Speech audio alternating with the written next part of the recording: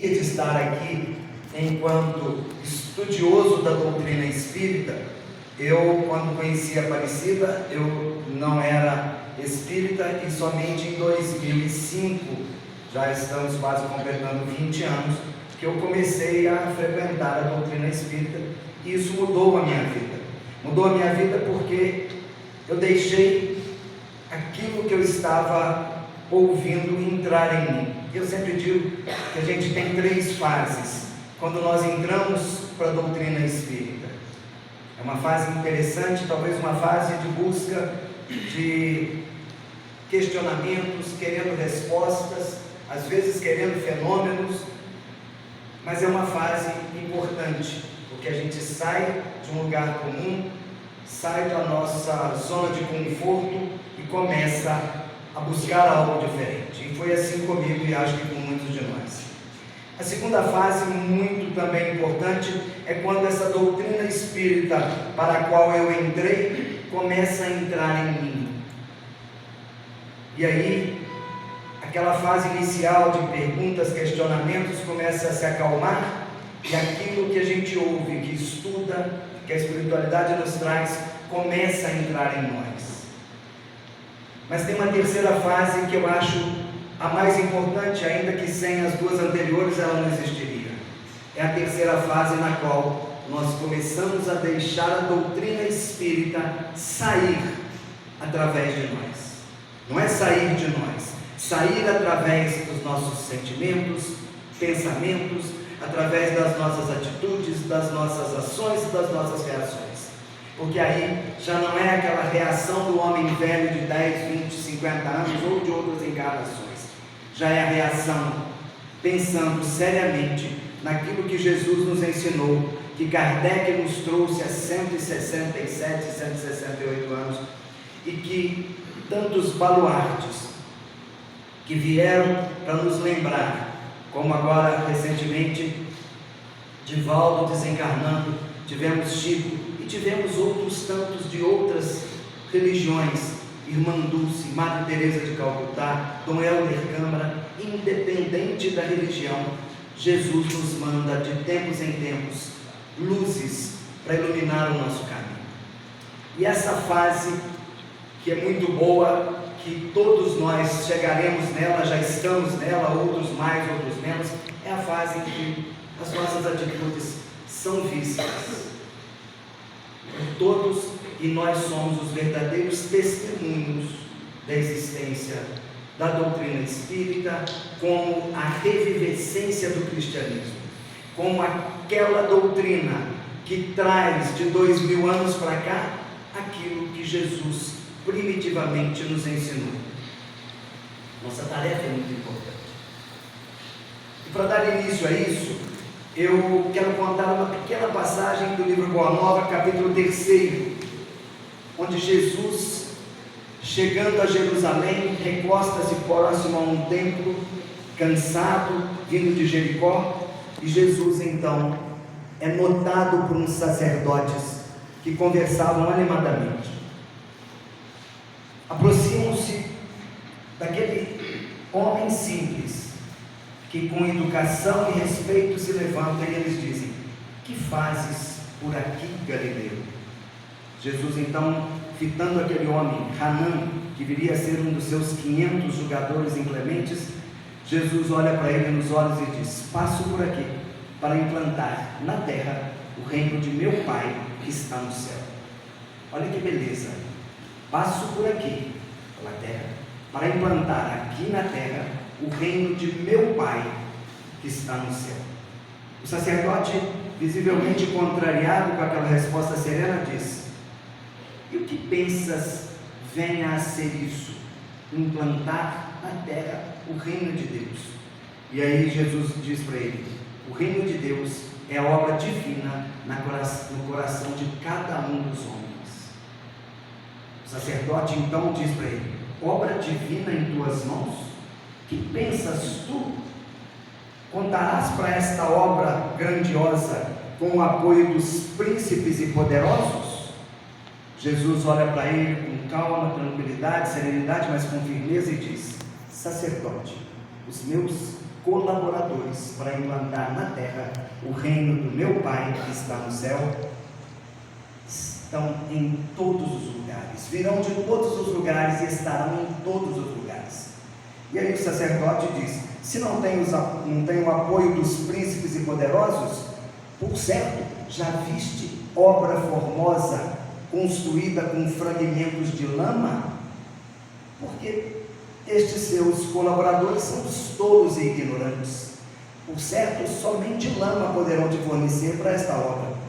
E Jesus olha para ele e diz: sacerdote, não existe mármore mais formoso do que um coração voltado para a prática do bem. E não existe melhor ferramenta do que os braços da boa vontade. É com esses colaboradores, sacerdote, que implantaremos na terra o reino de meu Pai que está no céu. Estão gostando da passagem? Sim. Capítulo 3, Boa Nova. Eu não trago a receita, mas eu mostro onde ela está. Podem ler o capítulo 3, podem ler do capítulo 1 ao 30, que é maravilhoso, desde a manjedoura até a desencarnação de Maria, que é trazida por Humberto de Campos de uma forma muito tocante. E esta que eu estou falando, que é o capítulo 3, ela vai se esticar com outras interrogações do sacerdote e outras perguntas, outras respostas e outras divagações dos sacerdotes. Merece ser lida como todo o livro. Eu paro por aqui e faço apenas uma conjectura sobre o que Jesus disse. Colaboradores, os meus colaboradores para implantar na terra o reino de Deus, estão em todos os lugares. Colaboradores. Colaborar. Laborar é trabalhar. É com. Trabalhar com Jesus é o que Ele espera de nós há 2000 anos, e disse isso claramente para a nata da religião, do poderio daquela época, os sacerdotes e demais príncipes e reis. Nós voltamos a isso depois. Vamos agora falar do capítulo 3 também do livro Cartas e Crônicas, que é o tema desta nossa conversa. Eu só pedi que os auxiliasse. Na verdade, o capítulo 3 está escrito A Petição de Jesus, é o título. Mas o final, eu só pedi que os auxiliasse. É importante também esse livro Cartas e Crônicas, como todos os que nós temos no Espiritismo, principalmente vindo de Chico, com Emmanuel, com o próprio Humberto de Campos, porque eles têm uma interligação e todos falam da nossa vida. É comum nós lermos e nos colocarmos na história. Eu gravo bem todas as histórias que eu leio lá, porque eu já tenho o hábito desde novinho, e já tem muito tempo que eu era novinho, em que, vocês não acreditam, não parece, muito tempo já passou que eu era novinho, e quando eu leio, eu me coloco como um dos personagens. Então eu vou na casa de um, vou na casa de outro, converso, aliás, eu adoro conversar. Eu já recebi um ultimato inicial da minha querida Rosane, 45 minutos, eu falei, deixa comigo, que eu só passo uns 15, tranquilo. Mas então, eu me coloco na história, e existe um livro chamado O Roteiro de Jesus, que é também trazido para nós por Gerson, que é um espírita já desencarnado, que juntou diversas passagens de Humberto de Campos com Chico e fez um roteiro de Jesus. Da primeira à última passagem é uma junção de 8 livros de Humberto de Campos com Chico, que Gerson Monteiro de Carvalho fez o roteiro de Jesus, mostrando cronologicamente, na ótica dele, um roteiro para nós seguirmos para a nossa viagem. Como quando nós vamos viajar de férias, nós fazemos algum roteiro. Assim também nesta existência, que é uma viagem, nós também temos o roteiro de Jesus. E esta passagem que eu vou falar agora está no título, no capítulo 12 do roteiro de Jesus, mas é originariamente o capítulo 3 do Cartas e Crônicas. É muito interessante esse roteiro de Jesus. Ele faz primeiro 8, 10 passagens da época de Jesus criança, depois algumas passagens de Jesus já adulto, depois algumas passagens de Jesus já desencarnando, e depois ao final algumas outras 10 ou 12 passagens com Jesus voltando para nos trazer suas mensagens. E eu vou falar com as minhas palavras, resumidamente, este título, a petição de Jesus. Estava Jesus em Cafarnaum, com uma multidão que queria lhe tocar e conversar, quando então chama Simão Pedro, um dos seus discípulos, e diz: Pedro, peço-te, vá até a casa de Jeremias, o curtidor, e lá ore por Sara, a filha mais moça, que se encontra com o corpo abatido e a cabeça conturbada. Vá, peço-te, Pedro, ore por ela, que Deus, o nosso Pai, que a tudo vê, através de você, a curará. Simples e objetivo. Peço-te que vá até a casa de Jeremias e lá ore por Sara, a filha mais moça, que está com o corpo abatido e a cabeça conturbada. Pedro, então, animado com a tarefa, com a missão, como se fôssemos nós, Jesus nos pede para ir até algum lugar, para ajudar alguém necessitado, e então Pedro sai logo pela manhã e vai até lá. Já quando o sol se punha ao final da tarde, vem Pedro, já desanimado, não com o ânimo com que partira, mas com a cabeça baixa, desanimado. Ao ver Jesus, Pedro nota que ele está agora com menos pessoas ao seu redor e vai até ele. E aí então Jesus diz: e aí, Pedro, fizeste o que lhe pedi? E Pedro então resolve contar: ah, mestre, a casa de Jeremias é um antro de perdição. Antes houvesse me mandado para um pasto selvagem, porque lá é apenas perdição. Mal cheguei num paiol na entrada da casa, estava Jeremias bebericando numa botija gostosamente um vinho, embriagado, tendo a seus pés uma jovem também do mesmo nível, e os dois davam gargalhadas. A minha pergunta por Sara quase esbofeteou-me, gritou e mandou-me casa dentro. Preocupado com aquela atitude, já fui entrando e cheguei à cozinha. Quando dei de cara com a esposa de Jeremias, antes que eu falasse qualquer coisa, ela já estava agredindo uma pequena menina que teria lhe surrupiado nos figos. Quando ainda tirava sangue da menina, vociferou a minha direção: que queres? E eu disse: procuro por Sara, a sua filha mais moça. Ela, esbravejando, me apontou uma porta. Errei. Aturdido, saí e errei, indo a um quarto, onde estava Zoar, o filho mais novo, o filho mais velho. Ele jogava cartas, perdia vultuosa quantia e estava nervoso. Um conhecido traficante de jogo lá estava também bebericando e jogando com ele. Mandaram-me seguir casa adiante, onde encontrei Josué, o filho mais novo, num quarto. Nesse quarto ele enfiava a mão em algo que parecia conter muitas joias. Talvez achando que eu fosse um fiscal da família, tentou esbofetear-me, ao que lhe expliquei que queria falar com Sara. Ele empurrou-me corredor adentro e cheguei num quarto. Não sei o que era pior, o início ou esse final, porque aquela moça, ao me ver, levantou e, falando palavras zombeteiras e indecorosas, com gestos grosseiros, se insinuava para mim. Imediatamente saí. Não, eu não ia ficar aqui, Senhor. E ele, falando, notou que Jesus olhava para baixo e escrevia no chão. E ele disse: por acaso achas que eu estou errado, Senhor? Afinal de contas, como pronunciar lá dentro o nome de Deus, do nosso Pai, num antro de perdição? Senhor, acha que eu fiz errado? Jesus olha para ele, nada fala e fala: diga-me, Senhor, eu deveria fazer oração usando o nome do nosso Pai naquele antro de perdição? E Jesus olha para ele e aí fala: Pedro, eu conheço Jeremias e toda a família. Eu e o pai conhecemos a todos. Eu só pedi que fosse até lá e os auxiliasse.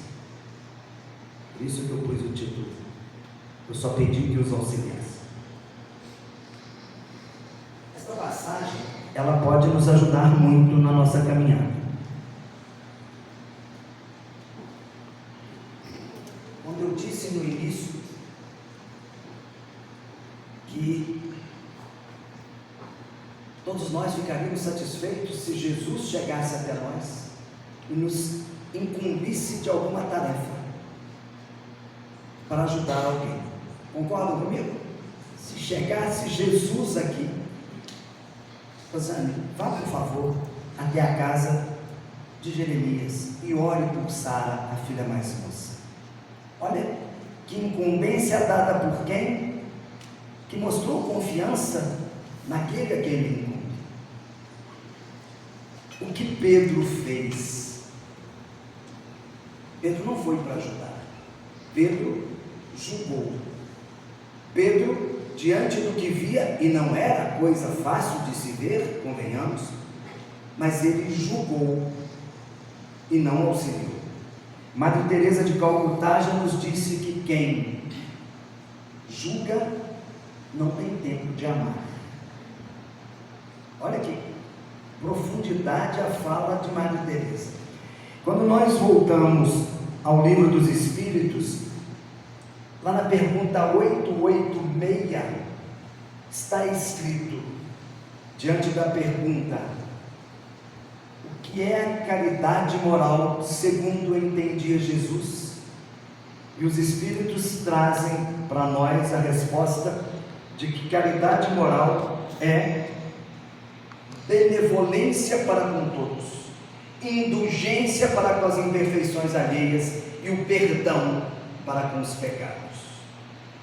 Nós já aprendemos na doutrina espírita que a caridade é o amor de Deus em ação, ou seja, o amor enquanto apenas substantivo se torna verbo no Espiritismo através da caridade. Lá no capítulo 11, item 10 do livro do Evangelho segundo o Espiritismo, tem um dos inúmeros conceitos de que a gente encontra na doutrina espírita sobre amor, sobre amar. E lá diz também em resumo: amar é fazer aos outros aquilo que gostaríamos que nos fosse feito. Amar é ser leal, honesto. Amar é perceber as dificuldades daqueles que nos cercam e ajudá-los a suavizá-las. Olha só, amar não é fazer pelo outro, é perceber as dificuldades daqueles que nos cercam e ajudá-los a suavizá-las. Amar é fazer aos outros aquilo que nós gostaríamos que nos fosse feito. E aí, voltando à pergunta 886, caridade para com todos, indulgência para com as imperfeições alheias. O que é indulgência, senão, ainda que não fortemente um sinônimo, senão a tolerância.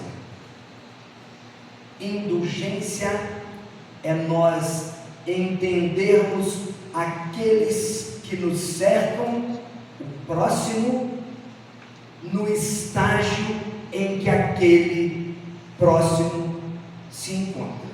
Por exemplo, qualquer um de nós, eu por exemplo, que tenho filhos de 30 e poucos anos, de 20 e poucos anos, de 18 anos, 20 anos, quando eu olhasse um netinho, ainda não tenho neto, porque eu ainda sou jovem, mas existe essa possibilidade ainda nessa existência, eu olho um netinho de 2 anos, ao meu filho de 25, eu seria mais firme, porque ele já passou por muita coisa, então ele tem que saber que enfiar o dedo na tomada vai dar choque.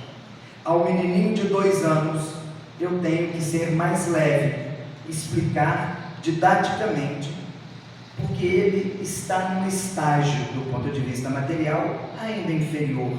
Ele ainda não conhece a vida do ponto de vista material.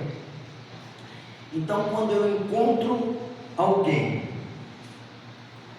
que está num estágio inferior, por exemplo, os drogados, sejam os drogados das drogas mais pesadas, sejam os drogados do álcool, sejam aqueles que estejam perambulando, não aproveitando às vezes tanto a encarnação como deveriam, eu tenho que olhá-lo com indulgência, tolerar, ter mais paciência. Quando eu trago essa mensagem de Jesus, eu só pedi que os auxiliasse.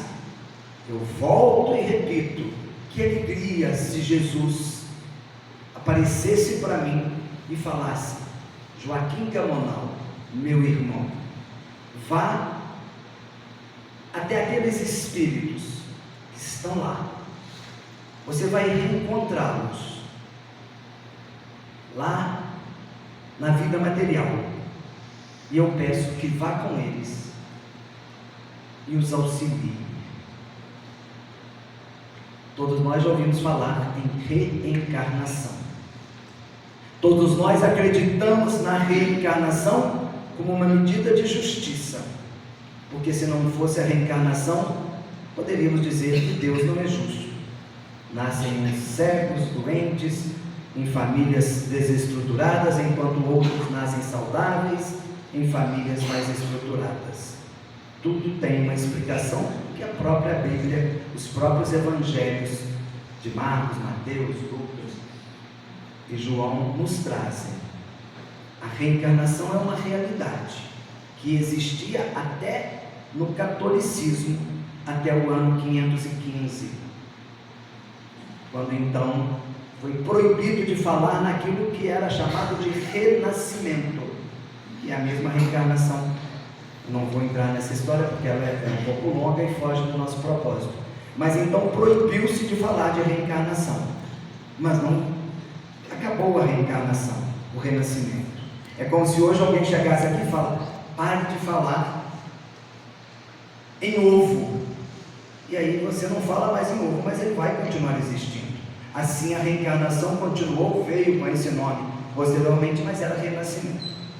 Todos nós já falamos que para a nossa reencarnação, nós já aprendemos isso na doutrina espírita, todos nós fazemos um planejamento reencarnatório. Concordo? Tranquilo? Todos nós não estamos na família, que estamos no ambiente espiritual em que nos encontramos, no trabalho no qual temos o nosso ganha-pão. Nenhum de nós está por acaso nestes locais. Todos nós fizemos um planejamento reencarnatório. E nesse planejamento reencarnatório, imaginemos pai e mãe que conversam entre si ou através de mentores espirituais lá no mundo espiritual: e eu quero voltar casado com ela. E ela disse: eu de jeito nenhum. Né, Aparecida? Rosana deve ter falado: tem que pensar. Já me agrediu em outras existências, já me abandonou, já me traiu, não quero. E aí veio alguns espíritos como Aparecida e outros que naquela época podiam estar lá, e mostra para ela: vai que é tua. Olha que rapaz. Aí ela aceita.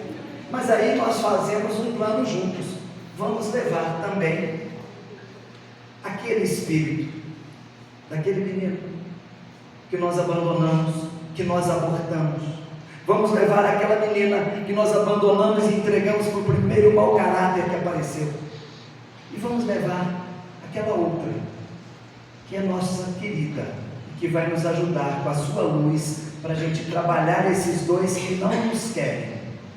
E aí essa equipe vai lá naqueles dois, a quem eu bati, a quem eu abandonei, a quem às vezes eu abusei, e ela fala: de jeito nenhum, ele já me abusou uma vez, eu não quero mais. E convence para vir. E aí, imaginemos que todos esses nossos irmãos que ali estão nos ajudando no planejamento, estão ali. E nenhum de nós deve ter dúvida que estão ali a serviço de Jesus. Nós queremos o Jesus aqui, talvez até se ajoelhe a nossos pés, mas Jesus está conosco sempre. E aí, através desses irmãos, eles dizem: Joaquim, peço-te, vá até a terra, nasça. Vai chegar o momento que você vai reencontrar aquela mulher, vai se casar com ela, e posteriormente vocês vão receber esses 3 espíritos.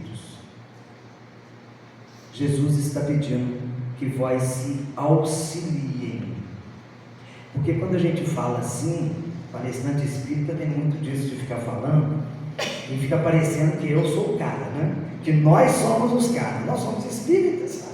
Afinal de contas, a nata, lá de baixo. Aí fica parecendo que nós é que viemos para auxiliar, mas nós não podemos esquecer que tem tantos outros que vieram e estão nos auxiliando, e não desistiram de nós. Eu diria, todas as mães, que aí eu até arrepio um pouco, lembro da minha querida mãe Maria, que há 20 anos partiu, e eu fui para o Espiritismo, não porque eu queria reencontrá-la, eu não cheguei a isso, mas ela era espírita, minha mãe, eu não.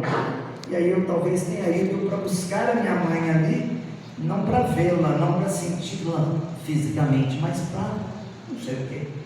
Então eu fico pensando nas mães, que nunca desistem de nós, a maioria daquelas que sabem. E eu vou contar uma história em primeira mão para vocês, de que quando algum espírito quer reencarnar e diz: eu quero ser mãe, tem que fazer cursos especiais lá. Todos aqueles espíritos que fazem o curso especial e são aprovados, vêm como mães. Os que são reprovados, vêm como pais. Mais ou menos isso. Mas nós teremos oportunidade, porque nós sabemos que o espírito não tem sexo, e nós sabemos que vez ou outra nós temos que alternar entre os diversos sexos carnais. Pode ter certeza, aquela prova que nós não passamos, nós vamos refazer, e por certo, em outras encarnações vamos ser aprovados. Aí seremos mães, que é a coisa mais próxima de Deus que nós podemos entender como amor. E eu falo isso pela minha mãe, por todas as mães que eu vejo diariamente no meu trabalho. Eu trabalho com famílias, então ali eu vejo a diferença entre pai e mãe. Não que os pais sejam carrascos, mas eles estão longe de ser mães. Não briguem comigo os pais, porque, como diz a minha filha mais velha, que eu tenho um espírito feminino.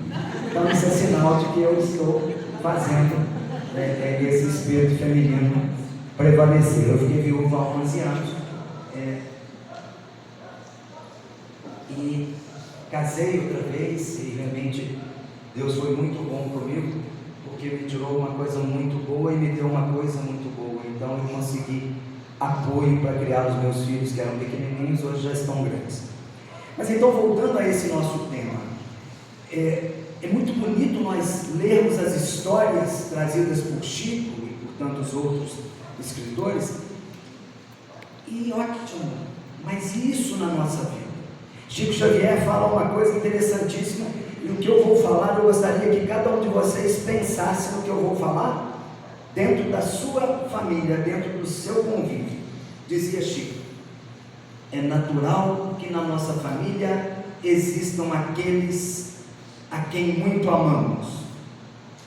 Pensaram em muitos a quem amam?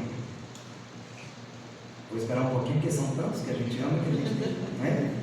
Aí diz Chico: é natural também que existam aqueles que muito nos amam. Aqueles a quem muito amamos e aqueles que muito nos amam.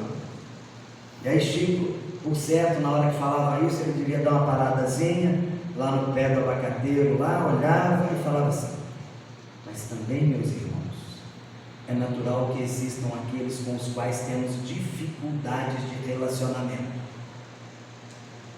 Isso eu tinha que ficar o dia inteiro parado aqui para a gente lembrar, né?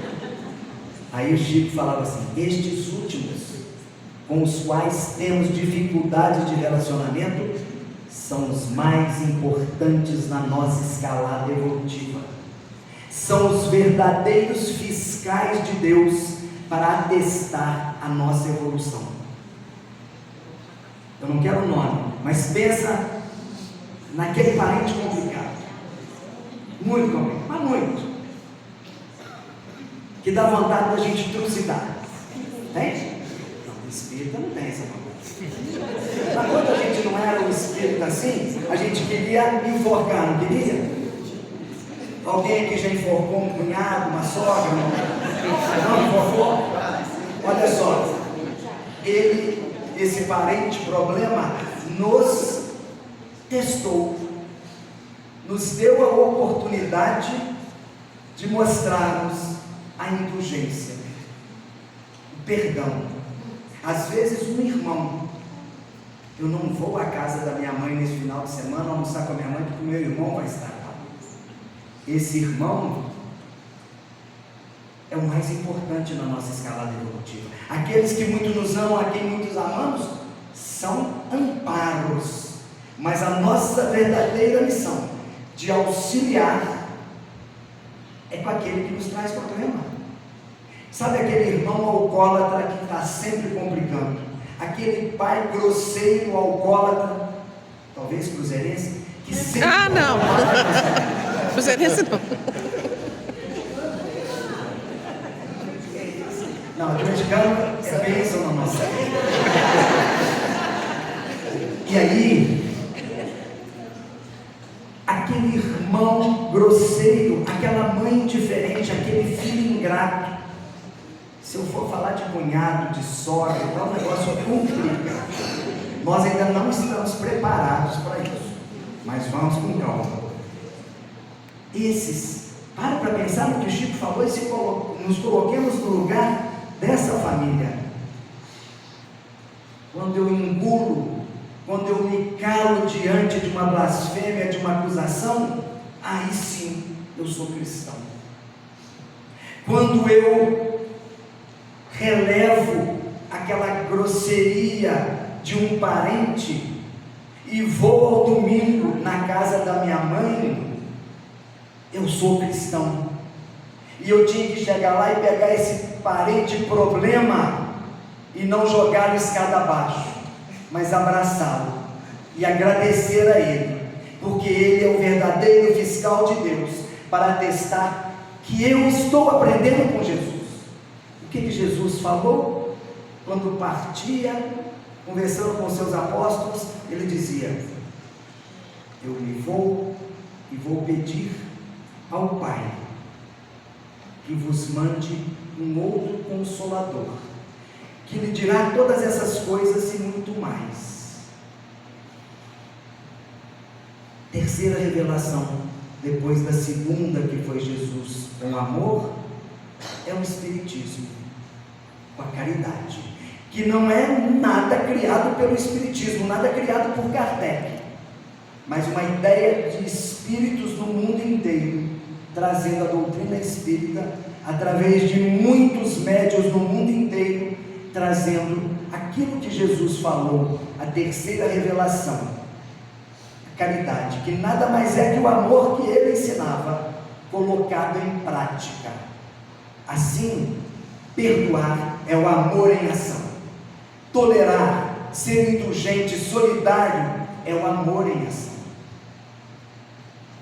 A nossa tarefa é muito bela, porque Jesus disse lá que iria mandar um outro Consolador, e Jesus disse lá, na conversa com Hanan, que contava com seus colaboradores em todos os lugares, para juntos implantarmos na terra o reino de Deus.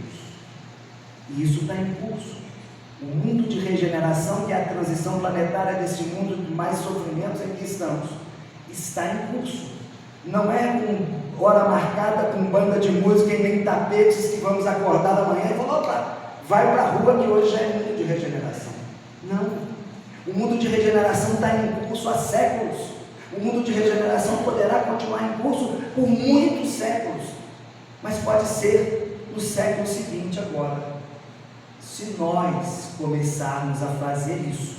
Quando olhamos na Gênesis capítulo 28, falando desse mundo de regeneração, onde os espíritos que estiverem aptos a implantar o bem estarão neste novo mundo, dizem os espíritos a Kardec: ele não será, esse mundo de regeneração, composto por espíritos de alto nível. Haverão muitos desses, mas a maioria serão todos os que estão na terra e que estiverem dispostos a secundar, a levar adiante a prática do bem. Não precisa fazer milagres, nem ir escalar o Everest, nem ir à Lua, para estarmos no mundo de regeneração. Nesse ano em que comemoramos os 161 anos do livro Céu e Inferno, 1864, 161 anos, nós já aprendemos que o céu e o inferno não são lugares materiais, mas são estado de espírito. Nós podemos agora, neste ambiente maravilhoso desta casa espírita, estarmos no céu. Mas se nós não quisermos nos manter no céu, nós descemos a escada e ali fora já tem um monte de espíritos equivocados, a quem chamamos de obsessores, mas como dizia Dona Ivone do Amaral Pereira, são os nossos irmãozinhos equivocados. Tem muitos ali para nos levarmos para o inferno, mas não é sair daqui para uma Cracolândia, é intimamente nos incutir pensamentos negativos. Nós estamos num mundo de regeneração para muitos, mas estamos num mundo primitivo para tantos outros aqui na Terra. E a maioria de nós, espíritos medianos, estamos num mundo de provas e expiações, mas temos a doutrina espírita, que nos traz tanta informação, que não é vergonha se ainda erramos, porque somos espíritos imperfeitos ainda, mas a vergonha é, conhecendo a doutrina espírita, permanecermos nesses erros. A doutrina espírita é importante, ela esclarece e ela consola, mas na hora que a gente se acerta com ela, ela também nos cobra. Eu, por exemplo, já tem uns 10 anos que eu não consigo pecar sem sentir remorso. Eu não consigo pecar sem sentir que eu estou errando. Eu não peco mais em paz. Eu já não consigo pecar em paz. Eu erro, chego em casa eu peito. E esse trem na minha cabeça. Grita, né? Fica ali. É um grito silencioso que fala assim: mas Joaquim, e as palestras? Serve só para o povo? Qual é o ouvido que primeiro ouve a sua palestra? Não é à toa que você está falando isso de auxiliar, é porque oportunidades existem. Nós temos, hoje, eu fiz uma palestra recentemente, acho que há 2 meses, no Tribunal de Justiça aqui em Belo Horizonte, lá na Afonso Pena, 4000, e eu falei dos companheiros mudos e invisíveis. Isso vem também de um livro de Chico Xavier com Emmanuel, que lá está escrito companheiros mudos, mas é uma história linda, rápida, de 2 folhas, em que eu olhei e acrescentei os invisíveis quando eu falava para os juízes, desembargadores lá na palestra espírita. Nosso Tribunal de Justiça tem uma palestra espírita por mês, terça-feira às 18 horas lá no tribunal. E aí eu falei do nosso trabalho no fórum, que tantos que estão lá falando, mas eu não os ouço. Tantos estão lá querendo conversar comigo, mas eu não os vejo, ainda que fisicamente estejam na minha frente, que a voz dele ressoe nos meus ouvidos, mas eu não deixo passar disso, não entra no coração.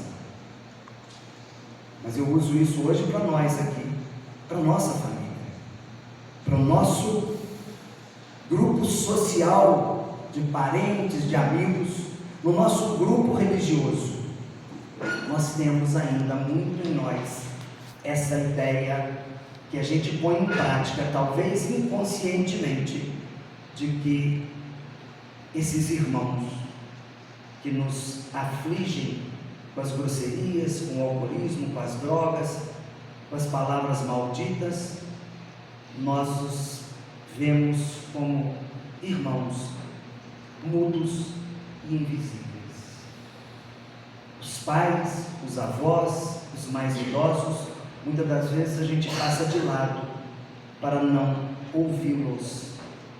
Nós não sentamos com eles, nós não os vemos, nós fingimos que eles não estão ali, nós fingimos que nós não estamos ouvindo.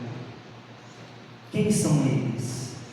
São todos como nós, espíritos ainda devedores, equivocados, mas espíritos que precisam de nós, e nós precisamos deles, porque não tem como eu evoluir sem eu colocar em prática. Zé Raul Teixeira, palestrante conhecidíssimo, esteve em Barbacena há 3 semanas, fez algumas palestras lá, depois de 14 anos, quando ele teve um AVC, está começando a conseguir fazer palestras de 40, 50 minutos, e ele, numa das palestras dele, que eu assisti pela internet, ele disse: tem um amigo meu que falou que é espírita não praticante, e ele dá uma gargalhada e fala assim: isso não existe, porque o espiritismo é prática. Você pode não ir à casa espírita, mas você não deixa de ser espírita se você deixou o espiritismo entrar em você, e através dos seus sentimentos, pensamentos e atitudes, o espiritismo sair através das suas palavras, dos seus gestos. Então ele dizia: espírita não praticante ou não espírita. Não é espírita não praticante, porque se for espírita, será sempre espírita, porque é Jesus saindo de nós. E já chegando ao final da minha fala, gostaria que nós pensássemos nesta passagem de Jesus com Simão Pedro, no sentido de que ele só pediu que Pedro fosse até aquela família e os auxiliasse, que não os julgasse. Quantas vezes a gente deixa de lado isso? Quando falamos sobre a parábola da ovelha perdida, ali também Jesus, leve o tal de Jesus, o bichinho para repetir o trem. Ele faz em 50 parábolas a mesma fala. É só você procurar, é a mesma fala. Tudo que ele falava, a mulher adulta, é a mesma fala. A mulher adulta, atira a primeira pedra. Não, mas o senhor não me julga. Ele falou assim: eu não te julgo. E onde estão os que te julgaram? Qualquer um de nós não pode julgar. E aí, voltando a essa fala, Jesus, na parábola da ovelha perdida, ele mostra: quem, tendo 100 ovelhas, não deixa 99 as seguras no pasto e volta para pegar aquela que se perdeu, e encontrando-a cheio de júbilo, a pega e põe no ombro e a leva e conta para todos os seus amigos, com júbilo, com alegria. Essa era a ovelha que tinha perdido e eu a recuperei. Ele chegou lá com o relho e bateu na ovelha perdida porque ela ficou para trás? Não. Ele chegou lá gritando com ela: sem vergonha, safada, a próxima vez você vai morrer? Não. Ele chegou lá e empurrou e pontapé? Não. Ele a pegou e pôs no ombro. O corpo humano tem diversos órgãos e membros, mas o mais sensível do ponto de vista do movimento é o ombro. Quando a gente dá o ombro para alguém encostar, para alguém chorar. Nós temos feito isso em família, com aqueles chatos, com aqueles problemas. Ao invés de nós imaginarmos que esses parentes problema são obstáculos, eu proporia que nós pensássemos que esses parentes problema são degraus para a nossa evolução. Se eu desço aqui e vejo esses degraus como obstáculo, eu tropeço. Mas se eu vejo o degrau como ponto para minha subida, para minha evolução, eu saio sem chutá-lo. Jesus não fala nem fazia nada à toa. Ele queria mostrar para aquela época, para trazerem até agora, e o Espiritismo ajudar a divulgar isso. E nós temos que divulgar, não por nós falarmos. Fazer palestra é coisa fácil e toca pouco. Amanhã, de 150 que tem aqui, 140 vai lembrar quase nada do que eu falei. 10 vão lembrar algumas duas coisas. Por isso que eu faço palhaçada. As palhaçadas a gente grava mais. A palestra é importante, mas a gente tem que sair daqui e lá fora colocar em prática, porque aqui ser bonzinho, aqui dar lugar para o outro, aqui oferecer um abraço é fácil. Lá fora, onde os problemas existem, e Jesus não tinha templos nem oficinas físicas. A oficina dele era na rua, na convivência. E aí, terminando, eu tenho tantas histórias para contar, eu sou igual o Roberto Carlos.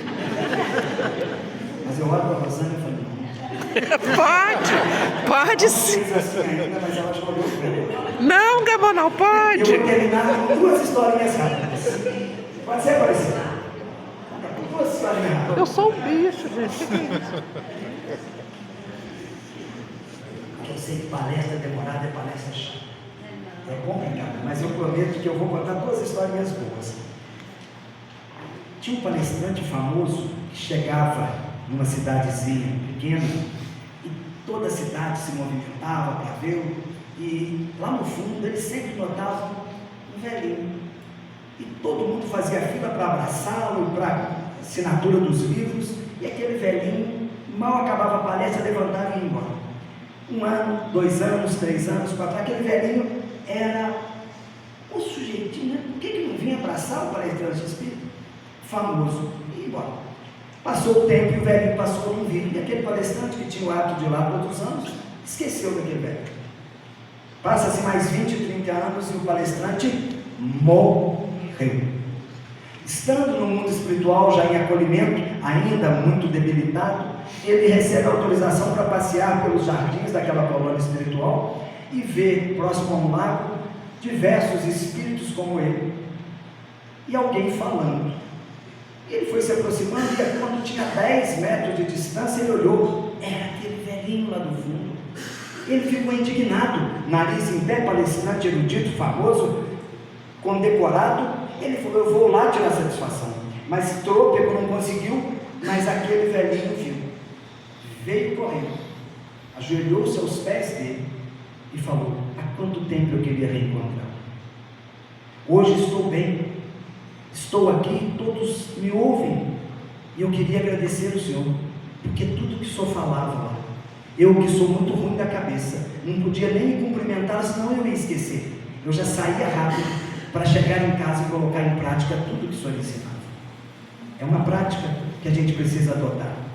E a outra é mais contundente, e eu vou reduzi-la também a 1 minuto e 17 segundos, 1 minuto e 16, é que está no livro Vozes do Grande Além, de Chico Xavier, uma psicofonia de Chico, feita em 1857, lá no Grupo Espírita Meimei, em Pedro Leopoldo, em que é uma história de alguém que se intitulou AC, Antônio Carlos, Antônio Celso, que seja, Alberto Costa, e AC diz mais ou menos assim, eu vou resumir. Eu fui um operoso corretor de imóveis no Rio de Janeiro. Ganhava muito dinheiro. Vendia casas e terras aos mais afortunados. E também era espírita. Espírita como tantos. Frequentava semanalmente a casa espírita. Ouvia com reverência e respeito a fala dos encarnados e dos desencarnados, que traziam também suas mensagens. Ao final, eu ainda aproveitava para oferecer algumas casas e terras a alguns afortunados que ali estavam. O tempo passava, meus negócios iam de vento em popa. Porém, algumas vezes, as pessoas da casa espírita me chamavam para fazer um evangelho no lar. Eu não queria aquilo, nem ir na casa dos outros, doentes, muito menos levar aquilo para minha casa. Eu era casado, tinha esposa e 2 filhas, a quem eu dava tudo do bom e do melhor. Para elas nada faltava. No verão, as praias, a nossa casa de frente ao mar. No inverno, Petrópolis era o nosso aconchego, com cobertas felpudas. O tempo passava e continuava me convidando para aquelas obras assistenciais, seja na casa espírita, seja em outros lugares. Mas não, eu fazia a minha obrigação. Todas as quintas-feiras eu estava lá na palestra espírita. Era o que eu tinha que fazer, a minha obrigação estava cumprida. Quando me chamavam, insistiam, eu usava uma bronquite como desculpa para não poder ir. O tempo foi passando. Um dia, eu estava próximo à favela do Esqueleto, na Praça da Bandeira, quando encontrei 2 daqueles colaboradores firmes daquele centro espírita, que estavam indo fazer uma oração para uma mulher que estava prestes a morrer. Eu tinha feito um grande negócio, estava feliz, e acabei não tendo como recusar. Lá chegando numa casa paupérrima de pau a pique, estava no chão uma mulher quase que morta, 2 crianças magérrimas e uma velhota da mesma condição. Imaginei que fosse mãe, filha e netos. Não sei porquê o meu olhar se cruzou com o dela, e naquele momento algo estranho aconteceu, e eu me abaixei, peguei a sua cabeça no meu braço. Ela olhou-me com um sorriso muito no fundo, tossiu e morreu nos meus braços. Aquilo desesperou-me, eu coloquei no chão, enfiei a mão no bolso e todo o dinheiro dei para aquela velhota e fui embora. Aos 55 anos de idade, um edema no pulmão levou-me da vida física. Mas eu não entendi, eu não sabia, apesar de ser espírita, eu nunca tinha lido Patavina, de Chico Xavier, de obras espíritas. Eu me limitava a assistir, fazia a minha parte, a minha obrigação e dali saía. Eu não entendi o que era a morte, e naquele momento em que eu morri, eu achei que eu continuava vivo, porque eu ia para o escritório todos os dias, para a minha imobiliária, ia na casa espírita, ia também para casa, e lá ninguém falava nada comigo. Lá em casa, aliás, falavam, reclamavam de que o inventário ainda não tinha terminado, de que a partilha estava demorando. Nunca falaram com saudade de mim. Por meses, anos a fio que eu não me dei conta, ali fiquei naquela tramitação de ir para um lugar e outro. Até que um dia, desesperado, porque ninguém mais me ouvia, me falava, eu então subi o alto do Morro da Tijuca, e pela primeira vez em toda a minha vida, eu chorei e orei com fervor. Enquanto orava e chorava, uma luz se aproximou. Era alguém que se auto-intitulou um enfermeiro do espaço. Me abraçou como eu nunca tinha sido abraçado e me conduziu até aquela mesma casa espírita. Assustei-me porque era madrugada. Eu nunca fiquei sabendo que lá funcionava na madrugada, e quando eu entrei estava mais cheia do que nunca. E lá na frente, um homem com uma cor azulada falava aquilo que tocava ao nosso coração. Quando chegou um momento, eu fui caminhando até ele, buscando algo que me tirasse aquela aflição, e olhei nos olhos dele e disse: me ajude, eu não aguento mais essa vida. E ele disse: o que fizeste enquanto estiveste encarnado? O que fez de bom na terra? E na mesma hora eu cresci, olhei nos olhos dele e disse: dei tudo de bom e de melhor para os meus filhos, para as minhas filhas e para minha esposa. E aquele homem, com um olhar cândido, falou: meu irmão, isso qualquer animal faz. Eu quero saber o que fizeste de especial. Naquele momento em que eu buscava dentro de mim, nada encontrava, senti-me como uma terra seca que recebia a água da chuva, chupava e nada devolvia. Mas nesse momento eu fui salvo. Dos fundos daquela casa saiu uma mulher que eu não reconheci, mas que o olhar dela penetrou-me fundo, e ali eu tive certeza. Era Maria Amélia da Conceição, aquela mulher a quem eu abraçara e colocara a cabeça nos meus braços, e que morrera nos meus braços. Era ela, muito mais forte, muito mais jovial. Ela olhava e disse para aquele mentor: Deixe-me ajudar esse irmão. Foi ele que nos últimos momentos da minha vida olhou-me com um olhar de amor e ainda ajudou a minha mãe e os meus filhos com muito dinheiro. Deixe colocá-lo na minha equipe de socorristas.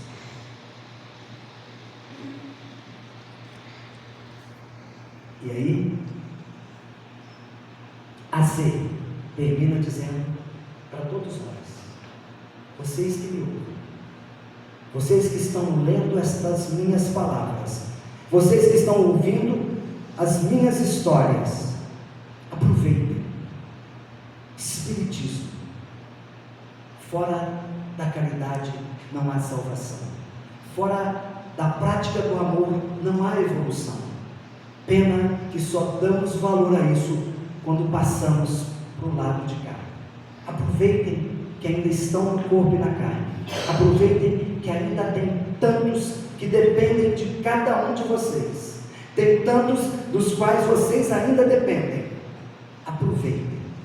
Não deixem passar, porque senão estarão entrando novamente na fila da reencarnação para começar tudo outra vez e às vezes com muita dificuldade, como eu sei que eu passarei quando voltar. O que nós temos feito além de vir à casa espírita? A pergunta agora é: o que nós temos feito com essa maravilha que é a doutrina espírita que nós estamos recebendo nesta casa há décadas e em todos os tempos, nos últimos 160 e poucos anos, nos enchendo desse conhecimento maravilhoso de que a verdadeira vida é aquela em que a gente faz o que Jesus nos ensinou. Que Jesus continue conosco, que Deus nos abençoe e que esta casa continue firme neste propósito maravilhoso, que é de trazer tudo isso de uma forma didática, constante, firme, para que a gente possa crescer junto com ela, como ela tem crescido, e o nosso mundo espiritual nos receberá de uma forma muito mais tranquila se nós fizermos isso. E lembra que Jesus falou no início? Os meus colaboradores estão em todas as partes. Vamos voltar e Jesus chega agora e vai falar assim, inclusive, principalmente os que estão no albergue. No albergue? São Lázaro. Neste momento, todos nós somos convidados por Ele para sermos os colaboradores. Que Deus nos abençoe.